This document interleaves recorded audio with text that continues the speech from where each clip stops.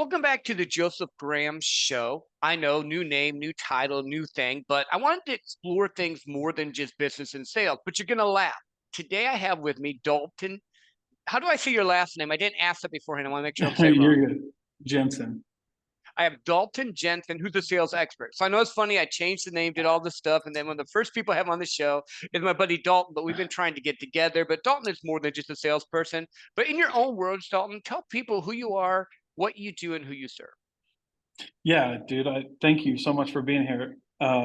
And dude, I'm super happy to be on the show. So I'm always a fan of anything Joe Graham does. So yeah, I like you said, I currently head a team of account executives and SDRs, and then I help retail and B2C salespeople increase their sales, follow up on the processes, so sales training there.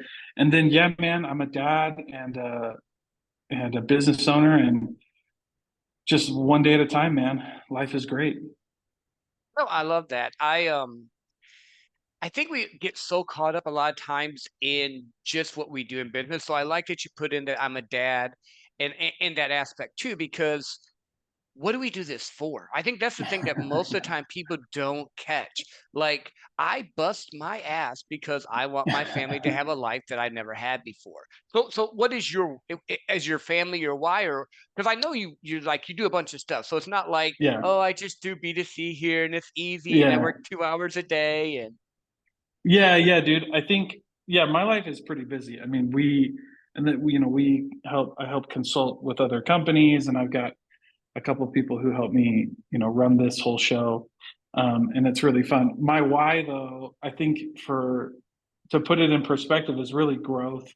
I've had times in my life where life got crazy hard, and my family was always there, right? And they always support me. So my family, to say that they're my why, kind of doesn't do it enough justice as I think it should. So my why is like growth and progression, because my family's that's it, right? Like there's nobody else I'm doing it for. There's nobody else that gets the benefits, right? Like it's by default. They're along for the ride with me. But I think if you have the foundation right, everything else falls into place. You know what I mean? So for me, it's that foundation, uh, that why is like progress. Like, are we moving forward? Can we move forward? And a quick note on that, there's a difference between being complacent and being content. Because I think when you get into like the hustle culture, and we might have talked about this when you and I did a podcast on my show, but when you get deep into business and you start networking and you get into all of like the hustle culture and the gurus and stuff like that, um, you might always feel you're never doing enough. And I think that's the biggest difference between being complacent and being content. Is being complacent means there's a path you need to be on and you're not doing anything about it. And then being content is knowing that you're on the right path, that you're doing everything you can, but being comfortable with the fact that it's a process, right? That it's a marathon and you're not going to get there tomorrow. Um, that's a pretty happy way to live life, and I think that's how you find joy in the journey, right? Because I think if you right, like I have goals, and my goals probably won't ever end. Like when I reach one thing, we're going to go for the next thing. But how do we grow and find joy in the journey? I think it is just understanding that we're on the path that I'm on the path that I'm supposed to be on, and if I ever feel like I'm not on that path, then we can reevaluate. But for people listening, it's like being comfortable with where you're at, knowing that you're on the right path and you're doing everything you can do. But some of this shit just takes time. You know what I mean? what but you said something that I loved.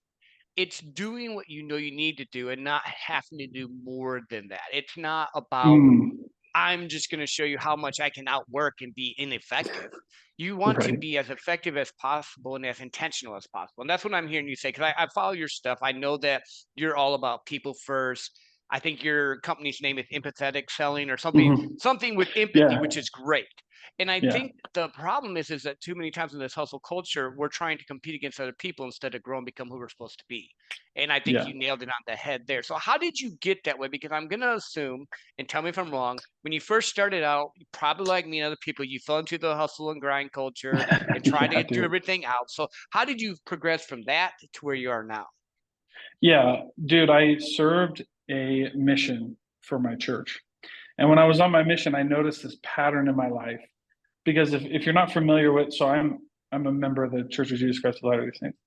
I served a 2-year mission. I'm from Iowa, but I served a 2-year mission in southern Utah. So I served on like a bunch of college campuses. And I noticed a pattern in my life at that point. If you're not familiar with a mission, the goal is like we go out and teach about our religion, and the goal is to basically like help people if they want convert, right? Uh, and I kept noticing that I would get people, like I would have these really good conversations with people, and I could never get them to cross the finish line, right? And I could like, and I kept looking at this, like I could build amazing rapport with people. I could empathize with them. I could get them right there. And then when it came time to make a decision, like I just couldn't. There was something that was missing, and I couldn't finish it. And it's a weird example because like we're not selling religion, but I would have these experiences where like people would tell me, like, dude, I love this, but I just can't, right? And I just kept noticing that like, and I kept telling myself in my head, like I remember the conversation, like you just can't finish it. You can't get them across the line. Because if I would leave and somebody else would come in, like then something would happen and they would cross the finish line, right? Um, and I was just like, dude, what the freak? So to answer your question, what it came down to for me, like, how did I get to the point where uh, it was that experience, those experiences that I was like, dude, I have to like nobody will ever understand what I'm truly trying to do if they don't commit. Like in life, like that's what happens, right? Like if you don't commit to something, you're never going to see the full value of it. As salespeople, like our customers don't ever see the full value of what we offer unless they commit and do something about it. You know what I mean? So I started realizing that like that was, and in my life too, right? Like I wasn't committing, and I wasn't committing to myself. I wasn't committing to the goals I had, and so like now I fully commit, and then I realize like this is my race. So like, you know, you and I do similar sales training, right? You could have a million more clients than me, and I'm not going to get discouraged because that's not my race, right? Because elite athletes, elite performers, they battle against themselves. And I think when you do that, and then when you commit to yourself and you commit to your goals, you start creating things that people love. So I don't know if you've ever read the book The Creative Act by Rick Rubin. Okay, do you know who? So Rick Rubin, if you don't know, he's like a world famous music producer. So he helped produce music for like Jay-Z and System of a Down and all these other big names. And in his book, he talks about creating like the best thing that you can create. And it just so happens that when you create the best thing for you and in your life, other people are attracted to that. And I've found that principle fascinating. That like when you commit to yourself and you commit to your goals, other people commit. So I had that experience when I was serving my mission. And then I realized if you don't commit, like how are other people going to commit? And so now that's kind of how I live. Like we just go 100%. Like once we know that it's what we're supposed to be doing and what I'm supposed to be doing, like let's just go. And it always works out. It might not work out the way that I would think it does, or and it might not go right to plan. But I think hindsight's always 2020, and there's something really good that comes out of it all. No, I love that. So there's a few things you said there that I just want to point out. One, yes, we do similar things, but it's not us competing against each other because there's enough Right. pie for everyone, which I love. And the people that you're going to attract are different than the people I attract. Now, on the Right. mission thing, I think there's a couple things that happen. One, when you're doing something, when you're trying to talk to anyone about any topic in general, you're getting a lot of rejection. I bet you that built a lot of fortitude inside of you as well. Just like if you're just door knocking, selling a product or whatever you're doing, Hmm. if people haven't bought into it yet, you're building that endurance, which got you to the point of, crap, I have to go all in or they're not going to believe whatever it is I'm trying to either witness to them on, teach them on, train them on, or anything, because authenticity wins the day. And I know that word's Hmm. been thrown around a lot. So being real to you wins today. I'm trying to make it to where it's not, I don't like using cliche words and then people get this thought in their head of this is what it is. But in reality, it's Yeah. when you are 100% believe in something, people can tell. So when you're outselling people, people can tell that you're taking care of them doing what you need to do. And I think that's where the buy-in comes in. And I think that's what separates, and tell me your thoughts when you're training people, that's what separates your clients that win and that fail because you can't want it more than them. Are they 100% in Yeah. this or do they have the big dream that they like the idea of it? Yeah. I agree, dude. And what's funny is like I also hate those cliches, but I read a quote one time. I love the Medium app, and you can go and read stuff on Medium. And there was an article, and the quote was um, the the sad quote was, "The truths of the world are hidden in cliches." It's like, dude, they get so played out, but they get so played out because it's really basic, right? Like love is blind, right? Like authenticity wins. Like no one sees like value, right? Like I hate that word value, but there's no other word to Mhm. explain like why people make decisions other than like value. And then you realize value is like beauty, it's in the eye of the beholder, right? Like so you can't really teach how to like, hey, how do I demonstrate value? Well, like that's where my empathetic selling came from. It's like how do I show people the value of my product? Well, like, dude, you have to ask them what they value. Like because they, like we all value different things. And if you don't know that, then there's no way to show value. Like showing someone value isn't necessarily giving it away for free. It's not necessarily writing a bunch of LinkedIn posts. It's not necessarily whatever, right? Like, working for free, whatever you think it is, like you have to like know people. And I think that's the hard part about sales is like you've really got to slow down to speed up. Like if you can take more time in the beginning, you're going to speed the process up in the end. And ultimately, like those all those cliches that we hate hearing, like they've got something to them. Otherwise, it wouldn't be around, man. I think about this all the time. And in reality, the secret that everyone's looking for, it's the work that they're not doing or the simple process. Like I say this all the time, Yeah, success is boring. It's doing the right process over and over. And people are like, why yeah, does he yeah, say yeah. that? But it's never the one big thing. It's like you said, it's Right. slowing down, it's networking, it's connecting, it's finding the right people, it's finding your tribe of people that you can help. Because there's some people that are not Mm-hmm. gonna I'm not gonna connect with just like you, and then vice versa. But I Mm-hmm. think so many times people see the dream and then they're like, oh, I want this, but they think that you became the successful person you are in one day. And in reality, you've been in sales for years. I've been in sales for years. You were getting Yeah, told no when you were in college. Like you built yeah, up who you are as a person now. And I think it's the time. I, yeah. how do you train people here? So let's shift to this because I want to get into your mind a little bit.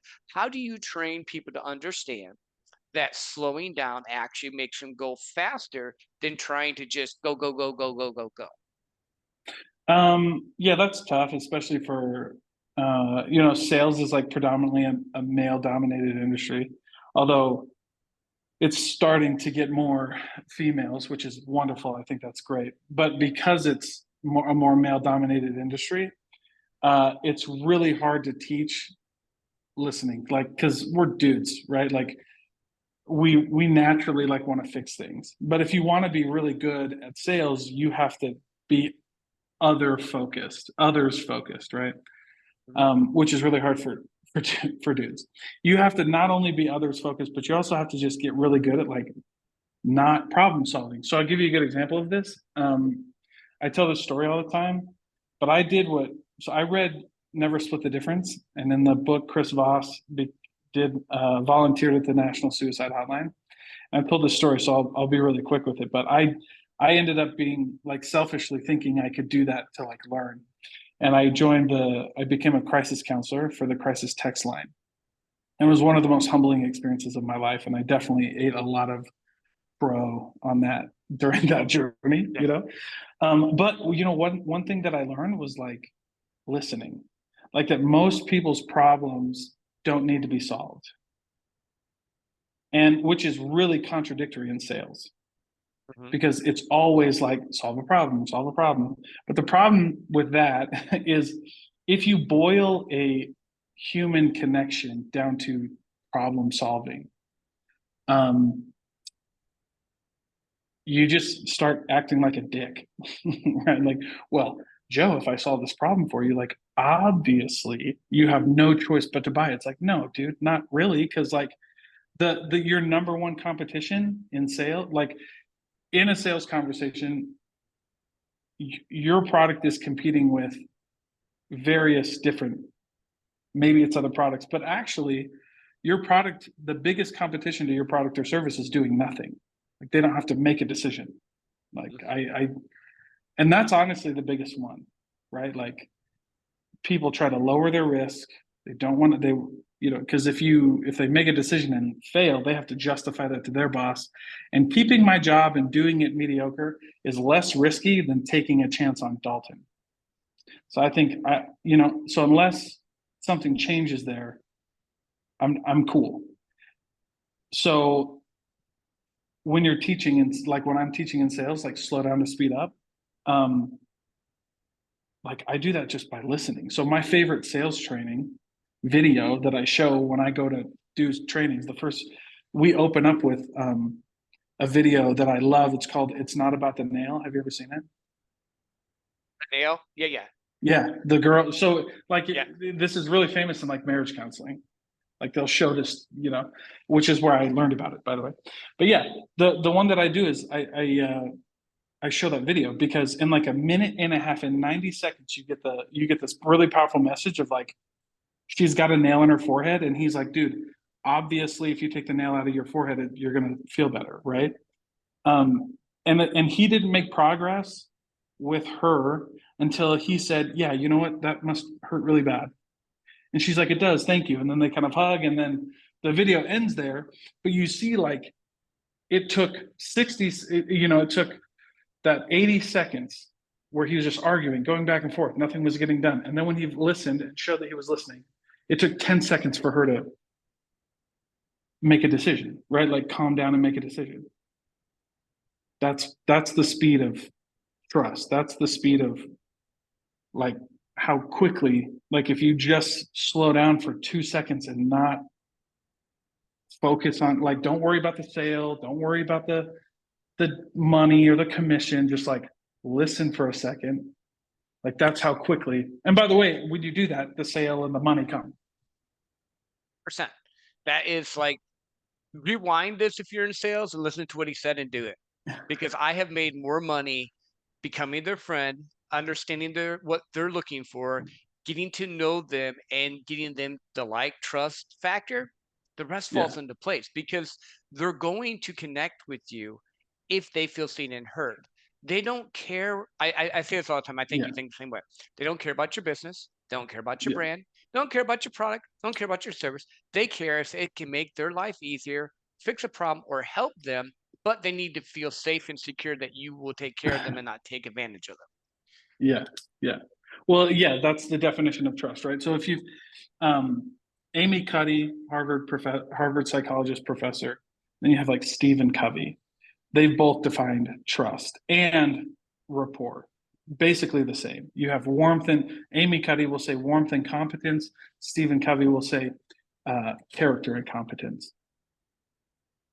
Perfect. That's it. And by the way, that can happen very, very fast if you listen, right? Because most of the time, yeah, I think one of my favorite, I don't get into psychology a bunch. I think you and I definitely talked about that. But the one psychology book I always recommend to people, by the way, if you disagree with me, please, let's have a conversation about this because I find it fascinating. But my favorite human psychology book is The 48 Laws of Power. I like Robert Greene. I do. Dude, I like him. I he, do. it, But here's the thing. So yeah, when I first read it, I'm like, wait a minute, this is kind of manipulative, this is kind of there. But then I read it again and I'm like, oh, wait a minute. This is just positioning yourself like a chessboard in my head. This is how my mind thinks Yeah. when I've read it. Because if you read it at first, you're gonna kind of think he's a dick because oh, you can Yeah. maneuver people here and then he does this stuff. But in Yeah. reality, if your intent right and you're doing it for their good, because everything comes down to intent. Everything comes Hmm. down to what is it that you're trying to do here. And when I go into sales now, and I've done this, and I think I've mentioned this on your show as well, I will refer people away from me if I'm not the right fit. If my manager Hmm. and people I'm bid with, like, what are you doing? But it comes back to you because the intent of it is I want to establish the friendship because I don't know who you know that could help me in the future. And I'm not going to step on pennies to pick up or step on dollars to pick up pennies. Like, I could get Absolutely. one sale from you, but what if I referred you to Dalton, which is because like I referred someone to Dalton, but then Hmm. all of a sudden now you have something else. I get 4 other clients because I gave you the right person. You know, it's not Hmm. trying to just Hmm. take. But yeah, no, I know I went on a roundabout there, but yeah, Robert Greene's cool. Like I like his stuff I, now. yeah, and I think you hit the nail on the head because the way that I define manipulation and persuasion is intent. Because manipulation and persuasion are scary. Like they sound exactly the same, and they can have the same tone. Like, look, dude, I grew up with a narcissistic mom. They all sound the same. If you met my mom, Joe, today, you'd be like, she's the most wonderful person. Dalton's crazy because she's awesome, and that's why it's scary. Hmm. Yep, yep. Because and then to your point, it's about the intent, right? Manipulation is getting someone to do something that's good for me, and persuasion is getting someone to do something that's good for them. And then what you mentioned too is just I'll label that, which is just vulnerability, right? Like I'm gonna open up a spot for you to really take me. You know what I mean? And and we're gonna see how it plays out. And as we know, like vulnerability is a really powerful skill in human connection. So the vulnerability in that is like, hey, look, I don't think we're the right fit. Like, totally fine. I think you're going to be. Here's 2 other referrals. I think they're great. Like, give them glowing recommendations. Go check them out. I'll even make the intro. Being very vulnerable also speeds up trust. So You it's. know the other I mean, thing but though, yes, but you have to be intentional about it. You actually have to make the referral and be cool with them buying. yeah.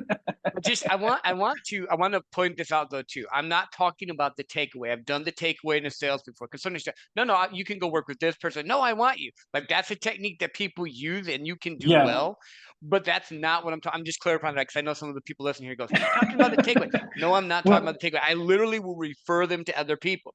Now there have again, been times when I've had to do the takeaway because someone just needs to do they need to make a decision. It's like, okay, cool, it's not yeah. for you. I get that. But I think it's knowing your clientele, what are you trying to do and who you're Mhm. trying to help. Well, and to your point again, like vulnerability and the takeaway close are the same thing. The difference is, are you like, how do you intend this conversation to go? Because the takeaway close would be like, I'm going to try this trick that somebody told me to do and see if it works. Versus like, because I want them to buy from me. Versus like, hey, look, Mhm. I'm not getting anywhere with this client. Like, they might actually be better served somewhere else. And honestly, I've got like 5 more 5 more appointments today. So I want to make the best use of their time and my time. So I'm going to say, hey, you know what? I'd like genuinely, I think you might do better with Joe. Let me make an introduction for you, I'll follow up with you and see how you're going. And if I mean that, it's vulnerability.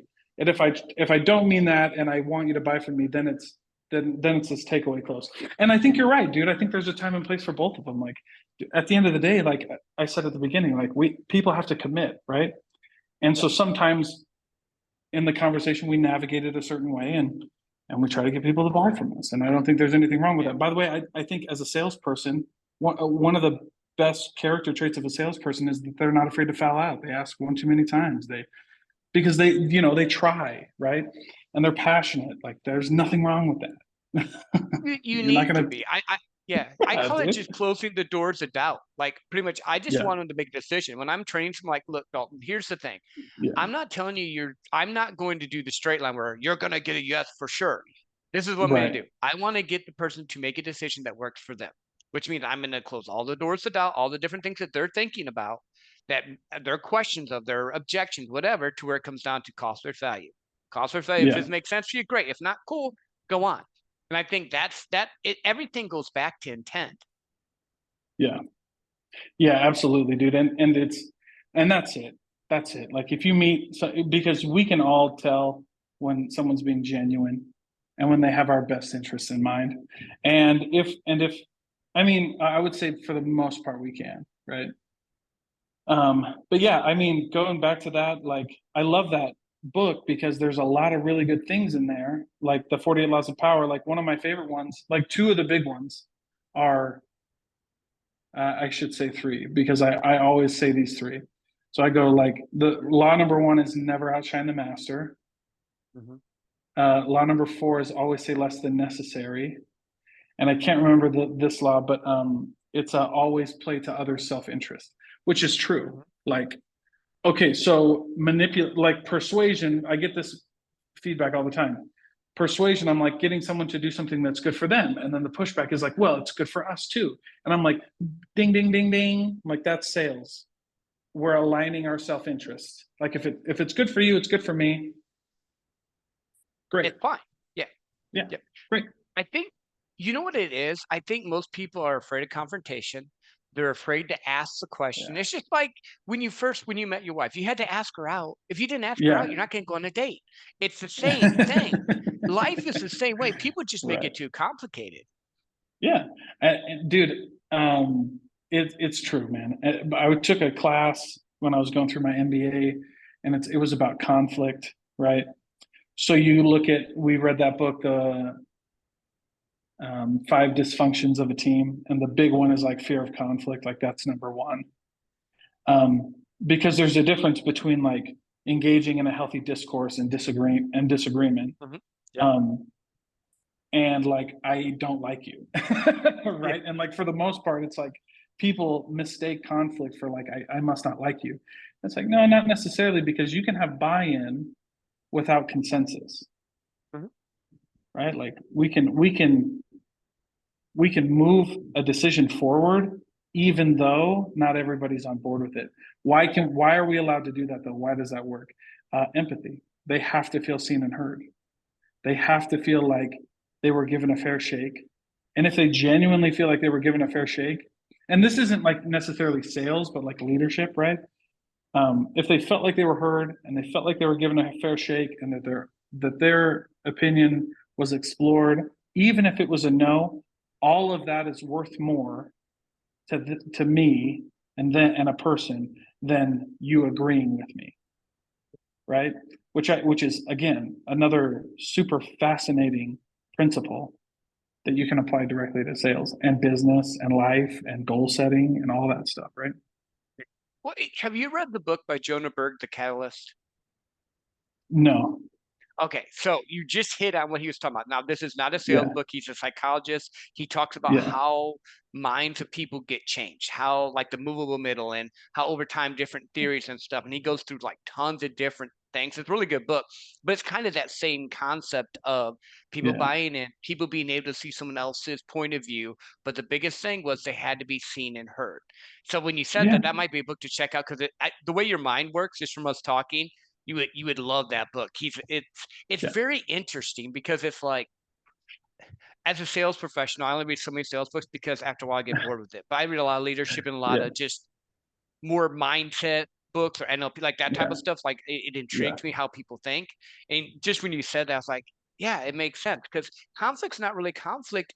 If everything goes down to intent, people are gonna like they're just saying this over and over again, but it does. Everything goes down to intent in your Yeah. relationships, with what you do, with anything that Yeah. you're trying to be. And you said the key thing: if you meet in the middle and both your interests align, it's okay for you to get paid. It's okay for them to get your product, or vice versa. I think the Yeah. Yeah. problem Yeah. is Yeah. Hollywood and all this stuff has it to where it's a sneaky sales guy like Wolf of Wall Street or Boiler Room that's going to say this one word and it just works. Yeah. And as a salespeople out there, we've all tried it. I know you have. I have. You Yeah. probably Oh tried it yeah. too. Where you're like, oh, Dude, and then they're like, what? the first sales book ever read when I was taking sales seriously was The Closer Survival Guide by Grant Cardone, man. Like, dude, you got to go Yeah, through that though. I feel like yeah. in your journey, like I'm never mad when somebody's like, "Oh, I read like I read Straight Line Selling, but I read The Way of the Wolf. I'm like, dude, great. Like, I mean, you're eventually going to graduate from that because Mhm. you're going to quickly find out that it works. It works, but not as much as you need it to work, right? And so you're going to graduate, but that's fine. We got to start somewhere, and that's cool, dude. And when you're ready to graduate, come find me your job. Like Yeah, yeah. Well, no, it's when you true want to do because that. I did Yeah, start out with Grant, and I was doing yeah, door knocking, and I'm like, oh, and then I'm trying all this stuff, and then I was like, wait a minute, this is not authentic to me. It's not working because I'm not gonna be like, come on, man, you gotta buy, you gotta buy. Like I'm not yeah, that pound, pound, pound guy. I'm more of I yeah, want to help you, and I'm like, good, I'm just gonna help these people, and also I'm like, oh, and then you find how you sell because I think how you yeah. talk, how you do things helps you get into that thing. So do you help people when you're training teams learn their I would say selling style because there's different styles with it. Yeah, yeah.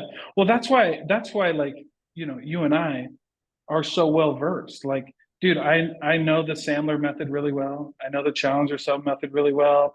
I know spin selling really well. I know straight line pretty well. I mean, go down the line, right? Like I've taken, I know Chris Voss's Black Swan techniques really well, right? So like I think that's gives me a little bit of an advantage because, dude, your script probably doesn't need any help. Like, in fact, every sales leader I talk to, the script is probably the last thing that they look at because it's not necessarily like what you're saying. It's like, how are you saying it, right? Because we can say the same thing. And, and because we're different people, it's going to sound different. Um, but you know what I mean? Like, so for me, yeah, I learned all of those things because like, it's not your script, it's just what you're saying. Like, so if the Sandler method works well for somebody else because you're confident when you say it, right? Great, dude, go use the Sandler method. No one gives a shit. Like, I don't care. I have two good friends who are like own Sandler franchises. Like, if you don't know Sandler selling, I know who to send you to, right? Challenger sell the same way, Jeb Blunt, Anthony Iannarino, like whoever, dude, right? Because it's your personality. You have to come across as authentic. So if you're saying something, right? So my favorite way to explain this is like the difference between a really good movie and a really bad movie. A really good movie and a really bad movie, there's only a couple differences, and the main one is how well the actors made the script their own because they all have a script. And if you've ever seen a movie script, they're actually way more detailed than a sales script. Camera pans over, the sun rises up, John walks in from the side feeling whatever, right? Like those scripts are so detailed. There's really not a lot of room for interpretation, right? Like sometimes they're funny, and if you get a really good actor, they improvise, but they're only allowed to improvise and go off script when they've made that character their own and they've lived that character, right? Like it's literally them. So what that character will do, is whether it's on or off script, it's going to make sense. So this is sales, right? Like you make it your own, you know it enough to go off script, right? Cool, man. Like learn how you make it your own, make it fit you. If you're in a sales conversation or not, like I know some people, like, my family, when we're having conversations, I'll say something and they're like, yeah, that's, you're a sales guy, right? Like, and I take it as a compliment because I'm the same guy with my family and with 100%. Joe as I am with Yep. customers. Yep. I'm the The same guy, only right? thing, yeah, the only thing I've learned to do is I don't use my sales tactics of persuasions. If I'm in a disagreement with the wife, I'm like, I stop myself and say, I need to separate because it's not fair for me because I can win Right. any argument. Because when you're good at sales, you can Oh yeah. debate, you can argue. So I've learned We that can okay, figure it out. Yeah. I need to slow down here and just listen to her and figure out what she really needs so that I don't mess this up because this is not me trying to win, this is me trying to figure this one out. Um, so here's the thing that I love what you said through this whole process. It doesn't matter the sales process, it matters the process that you buy into to do Yeah. Yeah. and then putting Yeah. your voice into it. Right, dude. Because at the end of the day, I genuinely believe that you are the biggest difference in that sales conversation. Like for the most part, a lot of people, are going to get kind of mad when I say this, but it really is like your product's not that like much different, right? It's not like, like I sell a text messaging software, Scipio. Like Scipio, like what's the difference between Scipio and Postscript? We both send text messages. Like there's a really good argument that could be made that what I do and what my competitor does, there's not really a difference. There's really no reason that a person should choose between us other than who they like more, right? Like Yep, who treated them better, who gave them better service, 100%. who helped them quicker, right? Like it's okay. Like I used to sell Honda. Like what's the difference between a Honda and a Toyota? Nothing, dude. Nothing. Except for me. Preference. Yep, Yeah. just preference. And so, so I gave them a better experience and I treated them better. So I won the deal, right? They would have been just as happy with a Toyota though.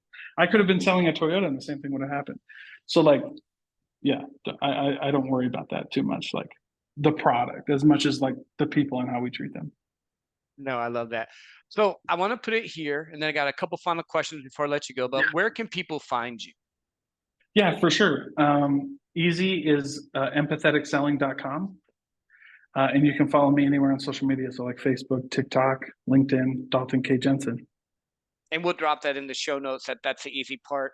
So I want to talk a little bit more about, because there's so many schools of thought. Are you more of having a big pipeline guy, or are you more of a finesse and just working with the people that you have? I think you have to balance them. If you're gonna press me though, it's a bigger pipeline. Yeah. I mean, It, yeah, if it, I had to pick one, it's probably that. well, I think that's because they take the pressure off. Like when you're thinking about it, if I Absolutely. have multiple people I talk with, I'm not as engaged that I have to sell Dalton right now. And then I don't Right. have my self-interest. If I have 10 people I'm talking to, 2 to 4, 2 to 5 of them may buy. It's not as big a deal. If I only have 3, now that's the issue. So Yeah, then I you're like, shit, dude. yeah, yeah. Because it's like, I Yeah. gotta make this happen. And then you get this Yeah. the commission's breath, as they call it, and you Yeah, get dude. off of Yeah. what you're doing. Yeah, that's great. Yeah. Well, I think the two things that I tell salespeople to focus on are building your pipeline, prospecting, and following up. Like if Mhm. like if I'm super confident in my follow-up process, like us ending this conversation isn't that big of a deal to me. Like, because I'm gonna make sure we establish the next step. I'm gonna do everything right, and then I'm gonna follow up with you.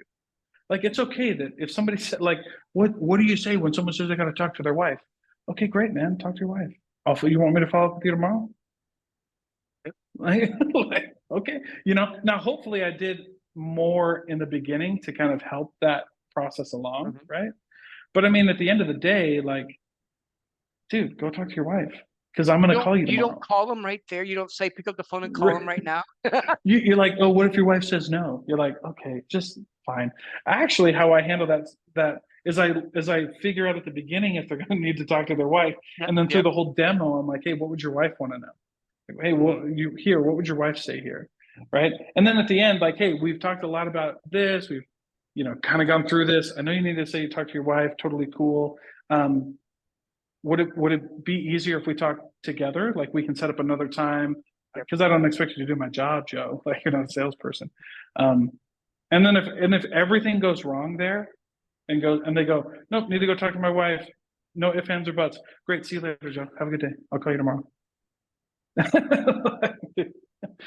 What do had you to want go from there me, man? And because then you know what I mean? And then I'm gonna call you tomorrow, yeah. No, Yeah. I love that. I just had to go there because I know there's people like, oh, you got to use this and do these little. It It's made me yeah. laugh. Well, no, I know, but it's true though. And like, by the way, like, I love when people say that to people like you and me, Joe. Oh, you got to say this. It's like, dude, I've read the book on Mhm. all of the shit that you're telling me. And I promise you, it doesn't work as much as you think it does. I've had more people say, dude, I really appreciated that you let me talk to my wife. We talked about it and we're good to go. Yep, 100%. I've had that way more than the hard pressure sales stuff that I've tried on the phone, like I've done on the phone, right? Like, Mhm. hey, dude, it was really refreshing. Let us go talk to your wife. Hey, I did talk to her, and we're ready to go. Boom. Same with in-home sales, which is a big no-no normally because you're not supposed to leave before you get the deal done.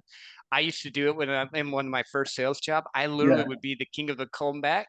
My boss would be like, "What are you doing?" I'm like, Did I get the sale? You did. I go, oh, you know why? Because I treated them like I wanted to be treated. I didn't just treat them like you told me to.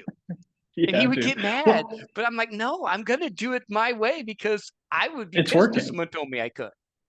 Yeah, dude. And honestly, man, it really just comes down to the fact that like we want, yeah, just like you said, like treat people the way you want to be treated.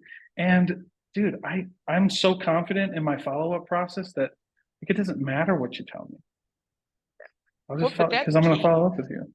No one Yeah. follows up. Dude, no one follows up. Do you know how many Well, deals I and get from here's follow up? yeah, exactly. And here's the other thing is like there it's a psychology principle that you it's like it's called a pattern interrupt. So if a customer says I need to talk to my wife and they're expecting a hard close that they normally would get from anywhere else, but you say, "Hey, yeah, no worries, man, go talk to your wife." It's that pattern interrupt like they weren't expecting you to say that. Like like my favorite example of a pattern interrupt is when someone goes, "Hey, I don't have any time," and I go, "Oh, thank God, me either." Like, so you got 5 minutes? Cool, I'll get it done in 5 minutes. Well, I thought you were going to try to keep me here for hours. It's like, no, dude, if you don't want to be here, don't be here, man. Like, that's not how you sell stuff, dude. You don't wear people Yeah. down. I mean, that stuff used to work. It doesn't work anymore. No, It's not going to fly. 1980s is calling. Go back there. Not Yeah, gonna yeah, work. yeah, dude. Yeah, it's fine that it worked for a little bit, whatever, and then everybody changed. Like culture changed, society changed, and now that shit doesn't work. So Yeah. and in 5 years, is the stuff we're going to talk about be working? I don't know. I hope that in 5 years I'll be aware enough to be like, hey, that stuff didn't work, and I'm gonna get a fresh view on things, right? Like Mhm. that's It's fine. always adapting, always growing, always getting better and connecting with your clients and doing things you need to do. So Yeah. before I let you go, are there anything we talked about a lot of stuff, anything that we missed or that you want to leave the audience with? No way, dude. I do have just love for your podcast, dude. I really appreciate you having me on and grateful to be here, dude. Awesome. Thank you, Dalton. I appreciate you. All of you listening, find your selling system, be actually you and do what works for you because at the end of the day, you being you is going to be the biggest key to building your business, your dreams, your goals. Until next time, share this episode, like, rate, and go follow Dalton. He has tons of knowledge that will help you move along in what you're doing.